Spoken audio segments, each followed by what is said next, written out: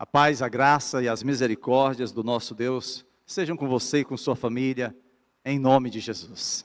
Se você tem a sua Bíblia, eu gostaria de convidá-lo a abrir no Evangelho de João. Nós vamos estar lendo um capítulo, na verdade, um único versículo que é bem conhecido.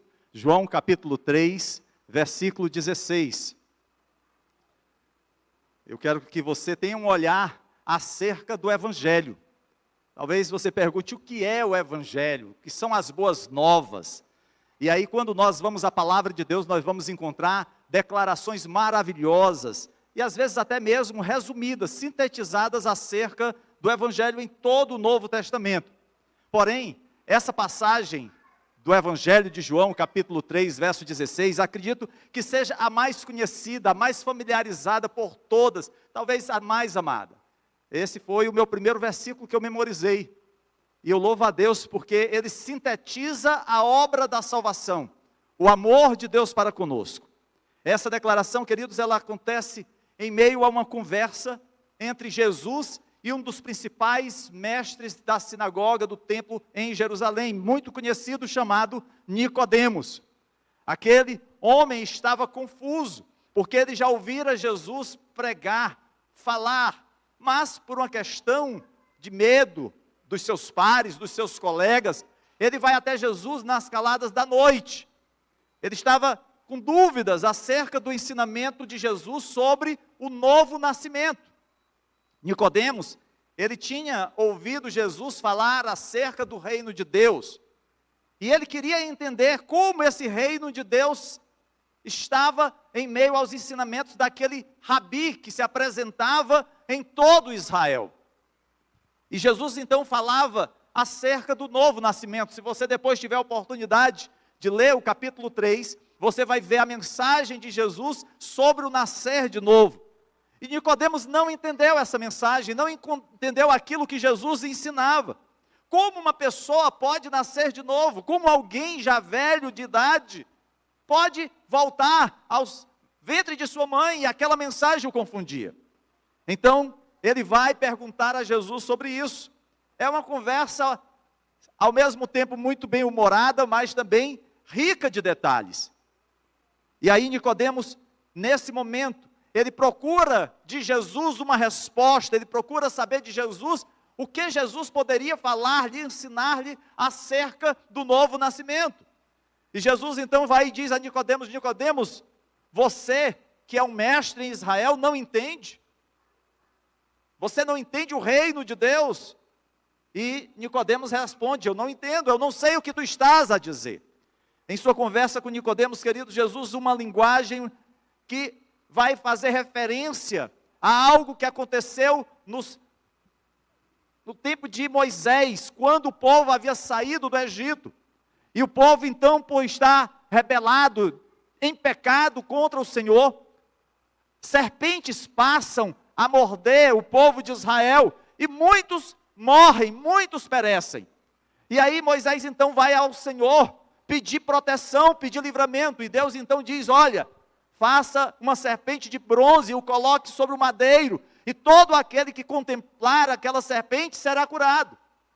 E aí Jesus então, no diálogo que ele tem com Nicodemos, ele fala exatamente da imagem dessa serpente que havia sido levantada no madeiro, uma referência daquilo que alguns anos depois iria acontecer com ele mesmo, Jesus, quando seria erguido na cruz, no madeiro, dando a sua vida, e todo aquele que olhasse para Cristo, pudesse ser curado da maior doença, da mais terrível enfermidade, que é o pecado. Jesus, ele explica, nesse diálogo, registrado no capítulo 3 do Evangelho de João, o que é o Evangelho, quais são essas boas novas, mas qual a missão de Jesus. E eu então quero ler com você aí, João capítulo 3, verso 16. Porque Deus amou, porque a minha versão é da NVI, porque Deus tanto amou o mundo, que deu o seu Filho unigênito, para que todo aquele que nele crê não pereça, mas tenha a vida eterna. Amados, certamente essa é uma das passagens mais conhecidas, se não a mais conhecida de toda a Escritura. E muitos de nós já aprendemos esse versículo, que é com os pais, né, aqueles filhos que nasceram em lares cristãos, talvez tenham ouvido dos seus pais, nas devocionais diárias, olha só, papai, mamãe, já tenham ouvido esse versículo sendo ensinado pelos seus pais, ou quem sabe na escola bíblica de férias, ou na nossa escola bíblica dominical, ou nos cultos infantis. Mas em algum momento nós já tivemos a oportunidade de ouvir acerca desse versículo. Esse versículo, querido, ele resume a mensagem do Evangelho, o plano de salvação. E é isso a gente vai ver que essa forma resumida vai acontecer em outras passagens do Evangelho, ou do Novo Testamento. Paulo, ele faz uso dessas citações que procuram sintetizar a mensagem do Evangelho. Mas nada melhor do que João 3,16 para compreendermos qual o desejo, qual o plano de Deus para o homem. E eu quero que nessa noite nós pensemos, amados, acerca do Evangelho sobre 3 revelações. 3 revelações que eu acredito mudarão a sua vida. Porque essas 3 revelações contidas nesse versículo mudaram a minha vida. Deus, ele continua o mesmo. E assim como ele operou na minha vida em 1983, quando ele me alcançou com o seu perdão, ele é o mesmo Deus que continua a operar o milagre da salvação em nossos dias. Ele não mudou, ele é o mesmo. E há 3 revelações que nós encontramos nesse versículo. A primeira é que o Evangelho nos fala do surpreendente amor de Deus. Essa é a primeira revelação. A segunda revelação é que o Evangelho nos fala do generoso presente de Deus. E a terceira revelação é que o Evangelho nos fala da graciosa promessa de Deus. São 3 revelações. 3 revelações que Deus falou ao meu coração e que eu quero crer que Ele também possa falar à sua vida nessa noite. A primeira delas, queridos, é acerca do surpreendente amor de Deus. Observe aí o versículo 16. Diz assim: porque Deus tanto amou o mundo. É interessante, queridos, que alguém poderia dizer assim: ah, pastor, mas não me causa surpresa, isso não é algo surpreendente saber que Deus ama o mundo ou ama alguém. Porque Deus, reconhecidamente, é conhecido como um Deus amoroso. Nas páginas das Escrituras, de Gênesis a Apocalipse, nós vamos ver isso sendo registrado, sendo anunciado, sendo proclamado. O amor de Deus está presente na relação dele com a humanidade. Isso é algo que todos nós aprendemos desde criança. Mas, queridos, além disso ser uma verdade, além de sabermos quão maravilhoso é o amor de Deus, você poderia imaginar assim: então todos os homens reconhecem o amor de Deus? Não. Infelizmente, há muitos que não acreditam no amor de Deus. E uma das causas dessa descrença, dessa incredulidade, é a luta com a culpa. Pois nós sabemos, amados, que nós somos pecadores, e como pecadores que somos, nós somos merecedores de sermos punidos pelo nosso pecado. A gente poderia fazer, por exemplo, uma analogia. Uma criança, quando comete alguma traquinagem, o que é que acontece em geral? Ela se apresenta para os seus pais para dizer o erro que cometeu? Não. Em geral, o que é que ela faz? Ela procura esconder. E isso não é só criança, não vamos achar que só os pequenos agem dessa forma. Às vezes a gente observa, por exemplo, num relacionamento conjugal, quando existe alguma coisa referente à traição, o que é que o cônjuge que trai faz? Procura esconder. Procura evitar tornar conhecido o problema. A relação dos homens é essa. Quem não se lembra da história de Adão e Eva? Depois de pecar, o que é que eles fazem? Eles se escondem da presença de Deus, como se assim o pudessem fazer. Queridos, nós vemos que esse sentimento de culpa faz com que a gente se afaste de Deus. É por isso que no mesmo Evangelho de João, no capítulo 3, a palavra do Senhor diz que os homens amaram mais as trevas do que a luz, porque as suas obras eram más. Então muitas pessoas não aceitam o amor de Deus por conta da culpa do pecado, por conta do peso da iniquidade, porque não querem uma reconciliação com Deus. Na carta de Paulo aos Romanos, no capítulo 5, versos 6 a 8, Paulo diz que enquanto ainda éramos fracos, pecadores, enquanto ainda éramos inimigos, Deus demonstrou o seu amor por nós ao dar o seu único filho. A reconciliação nossa com Deus não se dá quando achamos que está tudo bem, quando achamos que estamos em uma situação favorável, agradável aos olhos de Deus, não. Quando Deus me alcançou com o seu perdão, eu estava mergulhado até o último fio de cabelo, e olha que nesse tempo eu tinha cabelo, na lama. Não havia nada, nenhuma área da minha vida que pudesse ser tida assim, olha, isso aqui é puro, isso aqui é perfeito. Tudo estava contaminado pelo pecado. Assim é a realidade do homem, vil pecador. Essa é a realidade, queridos. E é isso que Paulo, em Romanos capítulo 5, versos 6 a 8, vai mostrar. E nós sabemos, queridos, que nós estamos presos ao nosso próprio pecado. É por isso que há tantas pessoas, às vezes, que estão enfermas da alma, estão sendo consumidas diariamente pela culpa. Não encontram refúgio em lugar nenhum. Correm de um lado para outro. Não podemos, queridos, nos libertar pelas nossas próprias forças do poder da escravidão do pecado. Não podemos. Nós queremos fazer, muitas vezes, o que desejamos, e aquilo que desejamos afronta a vontade de Deus. Aquilo que queremos é algo que não agrada o coração do Senhor. Somos fracos para romper com esses tipos de desejos. Nós somos pecadores. Essa é a nossa realidade. Essa é a realidade da humanidade. O Novo Testamento, queridos, usa o termo pecador de várias maneiras. Às vezes essa palavra significa um infrator, alguém que infringiu a lei, alguém que não cumpriu as ordens do Senhor. E aquele que não cumpre, aquele que quebra, é um infrator. Às vezes também, pecador significa que nós ficamos aquém do que Deus nos criou para ser. É como se Deus nos tivesse feito de uma forma a agir de uma maneira e nós agimos totalmente o contrário. É como se nós tivéssemos um alvo a acertar e continuamente erramos. Então o pecado está vinculado a isso, a infração ou o sentido de você ficar aquém do esperado. E ambas as coisas são ruins. Quando você quebrou a lei de Deus, que Ele deu para a sua glória e para o bem do homem, você realmente ficou aquém do que Deus te criou para ser.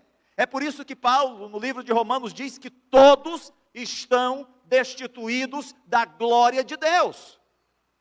E não somente isso, Paulo diz que o salário do pecado é a morte. Ou seja, o que nós temos como ordenado ao final da nossa existência é a morte eterna, se nós não entendermos o plano da salvação em Cristo Jesus. Porque infelizmente há muitos que simplesmente estão cegos para aquilo que Deus tem falado através das suas sagradas escrituras. Em Romanos, no capítulo 5, Paulo nos diz que nós estamos em inimizade com Deus. Nós não somos amigos de Deus. Os seres humanos não são amigos de Deus, desde o seu nascimento. Nós estamos em inimizade com Deus a parte da sua própria obra de graça. Mesmo que Deus tenha enviado o seu Filho para morrer no nosso lugar, ainda hoje, milhares, milhões de pessoas continuam apáticas à mensagem do Evangelho. Estão mais preocupadas em aproveitar a vida e o momento, achando que a felicidade se limita àquilo que se acontece ou que se alcança no aqui e no agora. Porque o que importa é você ser feliz. Nem que para isso você tenha que arrebentar com o seu casamento, nem que para isso você tenha que tirar a vida de outro, porque o que importa é a sua felicidade. Queremos, queridos, fazer as coisas do nosso jeito e não do jeito de Deus, e isso nos coloca em uma situação difícil, porque diante dessa realidade, o que nós merecemos é a punição. É interessante que nessa passagem, João diz que Deus amou o mundo. Ele deu o seu único filho para que todo aquele que nele crê não pereça. Ele menciona isso porque todos nós sabemos que merecemos perecer. É por isso que João dá essa ênfase, de que não é a salvação um mérito alcançável pelo nosso esforço. Não é algo que eu atinja por conta dos meus belos olhos, do meu saber, da minha riqueza, do meu poder. Não. Mesmo que no passado alguns até tenham conseguido vender essa falsa ideia. Quem não se lembra das indulgências, do comércio para pular o purgatório, como se existisse, para adentrar rapidamente os céus. Mas tudo isso não passa de ilusão humana. O único que pode nos dar o direito à salvação, à eternidade, é Jesus. Ele se coloca, eu sou o caminho, a verdade e a vida. Ele não se coloca como um caminho, mas ele se apresenta como o único caminho. Se você olhar para as outras religiões do mundo, que acreditam em um julgamento final, e todas elas vão ensinar, queridos, que a sua única esperança para vencer a condenação, para alcançar algo melhor depois da morte, é que você tenha sido bom o suficiente nesse mundo, que você tenha sido uma boa pessoa, que você tenha conseguido fazer boas obras, que você tenha tido a consciência e a bondade necessária para vencer o que está por vir. Mas não é isso que a Bíblia nos ensina. A Bíblia não coloca no homem a responsabilidade ou o mérito da salvação. O que é surpreendente, queridos, é que o Deus da Bíblia mostra o amor a pessoas que eram fracas, escravizadas ao pecado, transgressoras da lei, pecadores, que não guardam a palavra de Deus. Foi assim que o Senhor Jesus nos alcançou, foi assim que Ele nos encontrou. Quantos aqui não estavam afundados no vício da bebida, das drogas, da prostituição, uma vida dupla, às vezes preso a coisas que você sabia e sabe que desagradam a Deus. E não apenas pecados como esses que citei, às vezes pessoas que não eram comprometidos com Deus, quem sabe comprometidos com o trabalho, comprometidos com o mundo, de alcançar os favores e os olhares dos outros, e não tinham Deus na sua vida. Mas olha o que a palavra diz, porque Deus tanto amou o mundo. E é interessante porque João usa a palavra mundo para indicar o que é colocado contra Deus em oposição a Ele. Mundo representa aquilo que se opõe a Deus. Mundo aqui não é a terra, o ambiente onde habitamos. O mundo aqui se refere a tudo e a todos que se opõem a Deus. E aí o Senhor está dizendo, olha, Deus amou esse mundo, Deus amou essas pessoas que se opõem a Ele. Quando a gente, por exemplo, vai à primeira carta de João, o apóstolo João vai e diz assim, não amem o mundo. E aqui, João está escrevendo na sua primeira carta à igreja. João está dizendo, olha irmãos, não amem nada que se oponha à vontade de Deus. Se você sabe que tem uma coisa que desagrada o coração de Deus, fuja disso. Se afaste disso. Lembre-se do exemplo de José. Uma mulher procurou corrompê-lo. Qual foi a reação dele? Se entregar aos apelos carnais, à concupiscência dos olhos, porque talvez aquela mulher fosse bonita. A concupiscência da carne, certamente aquela mulher seria alguém a ser desejada. A soberba da vida e dizer, olha, eu dormi até com a mulher do patrão. Não, a reação dele foi fugir do pecado, fugir da aparência do pecado. É isso que João, escrevendo à igreja na sua primeira carta, vai dizer, não amem o mundo. Parece uma coisa contraditória, porque a palavra de Deus diz lá no Evangelho do mesmo João, Deus amou o mundo, mas Ele amou o mundo no sentido de que o homem estava corrompido e não havia solução de reconciliação, a não ser condenação para esse mundo. E aí, o Senhor, Ele mostra todo o seu amor. Essa é a primeira grande revelação que Deus nos mostra nesse versículo. Deus tanto amou o mundo. E talvez você nessa noite você possa dizer assim: Deus tanto amou o Alex. Deus tanto amou a Sueli. Deus tanto amou ao Eduardo. Deus tanto amou a Ellen. Você pode colocar seu nome, porque esse é o grande amor de Deus pela sua vida. É por isso que você está aqui nessa noite, você não veio por acaso. E você que está assistindo através do nosso canal no YouTube, saiba que Deus tanto te amou. Mas há uma segunda revelação que nós encontramos nesse versículo. O presente que Deus deu. Olhe o que ele diz: porque Deus tanto amou o mundo, que deu o seu Filho único, unigênito. Queridos, isso aponta para um presente generoso, inestimável, grandioso. Ele deu o maior e melhor presente, o seu próprio Filho.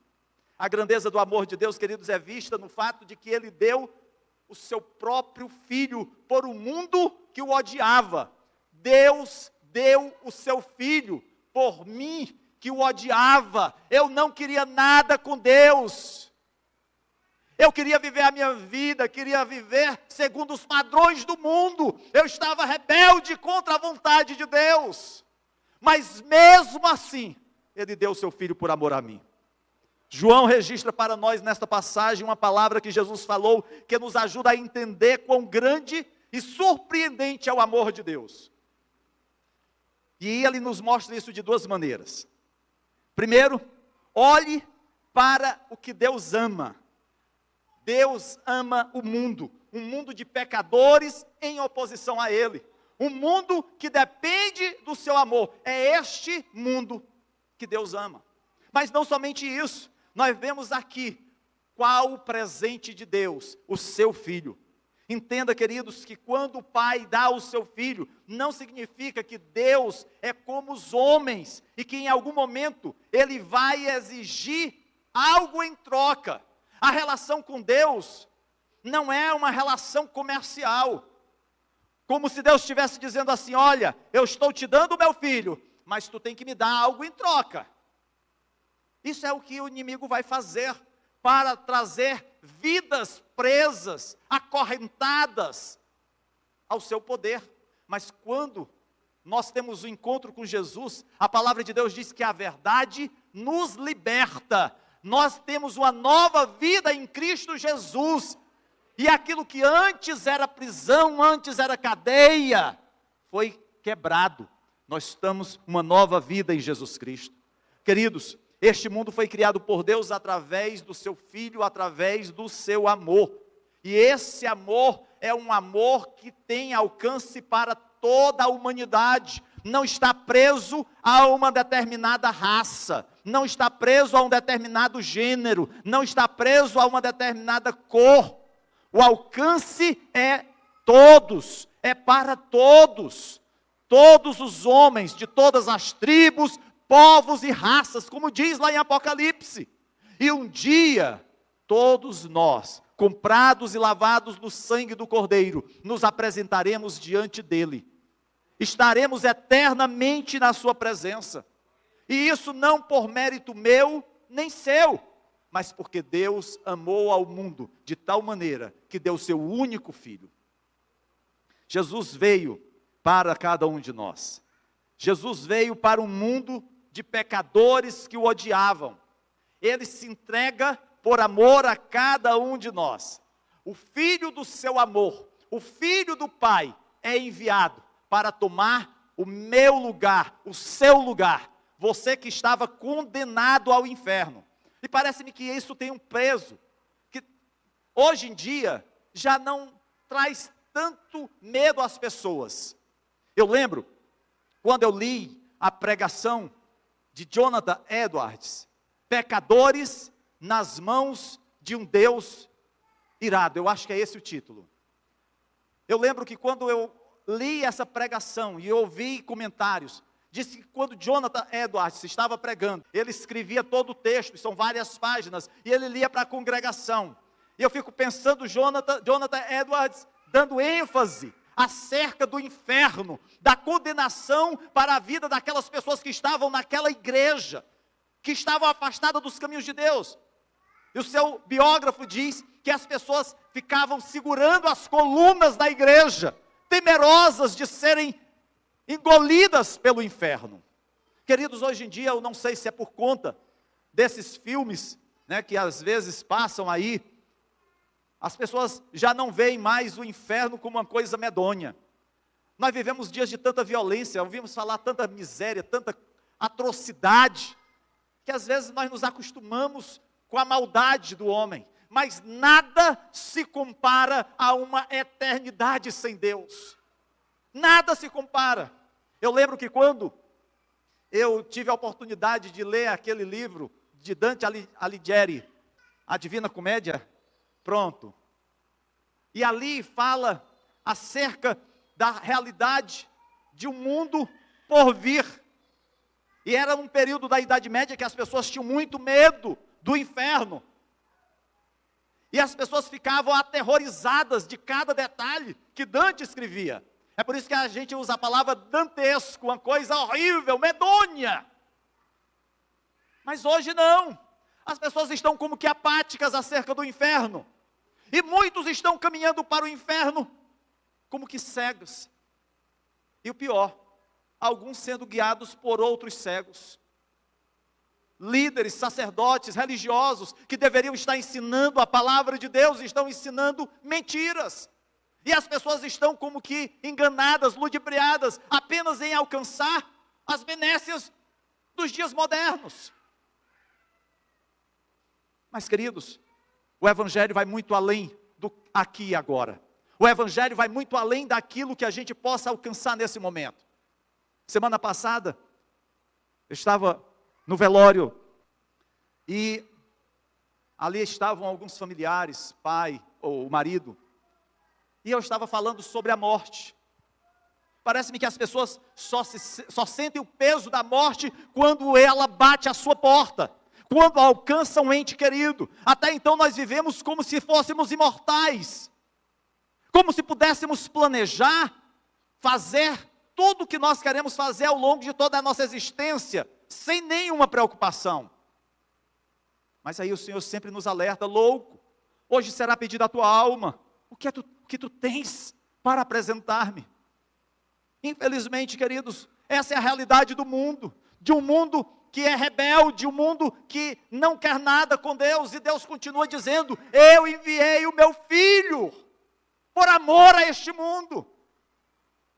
Essa deve ser a mensagem que a igreja do Senhor deve levar. Foi isso que nós fizemos no dia de ontem, levando a mensagem para uma comunidade, talvez esquecida de muitos, eu mesmo não conhecia, mas uma comunidade carente que precisava do amor de Deus. Alguém poderia nos perguntar: por que os cristãos dizem que Jesus teve que morrer?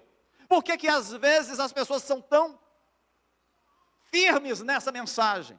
Queridos, a resposta é encontrada na palavra de João o Batista.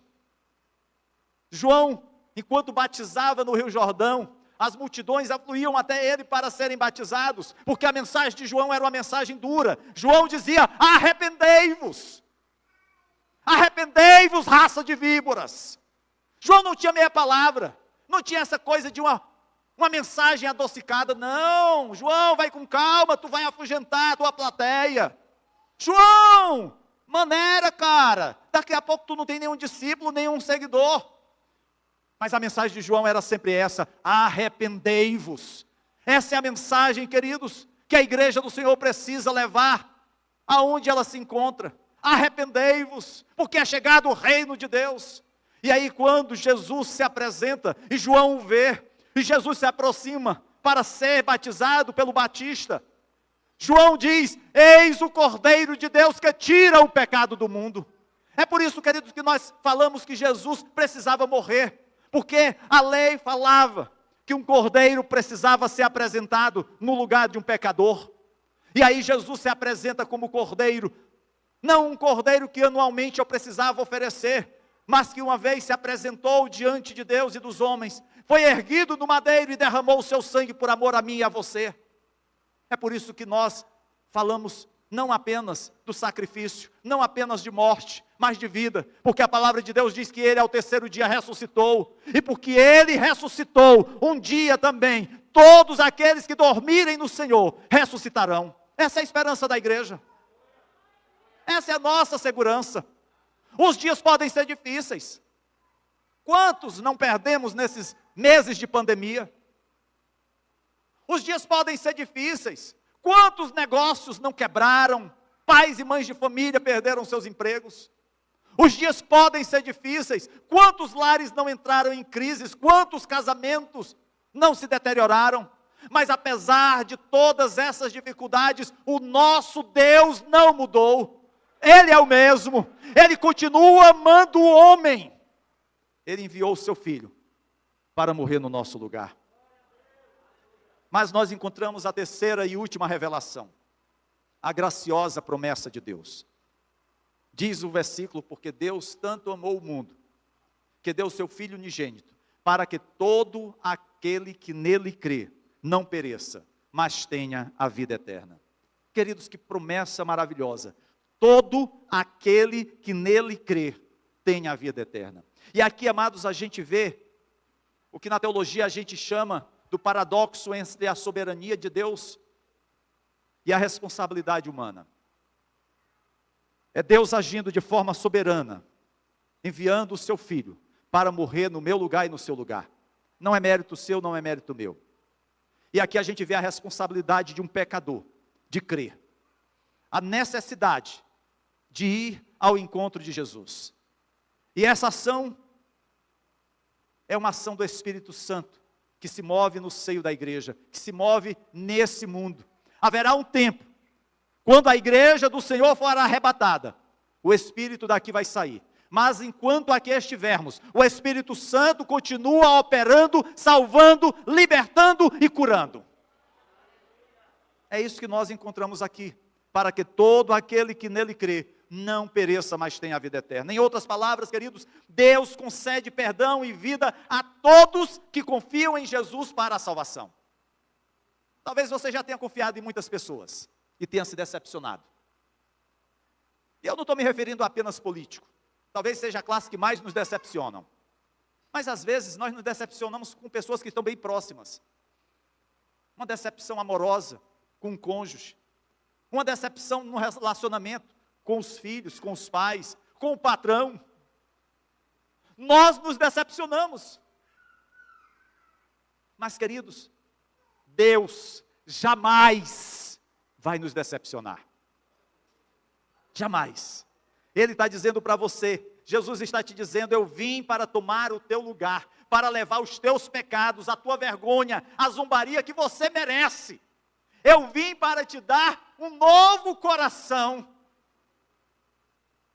para perdoar os teus pecados, para trazê-lo de volta à família de Deus, para lhe dar presentes que você não merecia, porque eu vivi uma vida que você não viveu, e eu morri a morte que você merecia morrer, para que você possa confiar em mim, e assim receber o perdão e a vida do meu Pai Celestial. É isso que Jesus está te dizendo nessa noite. É isso que Jesus está procurando fazer com que você olhe para a tua realidade sem Deus, a tua realidade sem paz, a tua realidade sem salvação. Eu não quero dizer com isso que você não tem os seus projetos, não quero dizer com isso que você não tem os seus sonhos, mas eu quero te dizer que apesar de todos os ideais que você tem construído ao longo da tua vida, tudo isso é nada, porque tudo isso passa.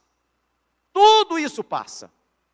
Quando a gente lê os livros de história geral, a gente vai encontrar grandes homens que marcaram o seu tempo e que foram tão importantes para a história da humanidade.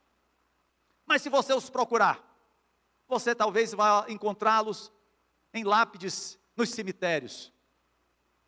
Alguns, talvez você nem encontre, porque morreram queimados, sucumbiram em meio às águas, mas todos eles, você encontrará o destino final, a morte. O dia, o mês, o ano que tombaram, que morreram. Mas ao procurar Jesus, você não vai encontrar um local aonde um corpo esteja depositado, porque Ele ressuscitou. Porque Ele ressuscitou. Esse é o grande diferencial. Esse é o grande diferencial. Aleluia. É por isso que Jesus morreu, para nos justificar. O processo da salvação, ele acontece no momento em que nós confessamos a Cristo como Senhor e Salvador da nossa vida. Talvez você esteja aqui nessa noite, talvez você esteja nos acompanhando no YouTube, e você ainda não tenha confessado Jesus como Senhor e Salvador da tua vida. Eu quero te dizer que o Senhor, o Pai, continua a te dizer nessa noite, que Ele amou você de tal maneira, que deu Jesus, o seu único Filho, para que nele você creia e tenha a vida eterna. Qual a tua resposta a essas 3 revelações que o Senhor te apresenta nessa noite? Você não vai precisar subir um monte. Você não vai precisar procurar uma profeta ou uma profetisa. Você tem essa palavra que te revela a vontade de Deus para a tua vida. Há entre nós alguém que nessa noite ainda não tenha confessado a Cristo como Senhor e Salvador? Há entre nós alguém que tenha entendido a mensagem do Evangelho, as boas novas de salvação, e possa dizer: eu creio nesse Jesus, eu quero Jesus para a minha vida, porque Ele é o melhor, é o maior presente de Deus para a humanidade.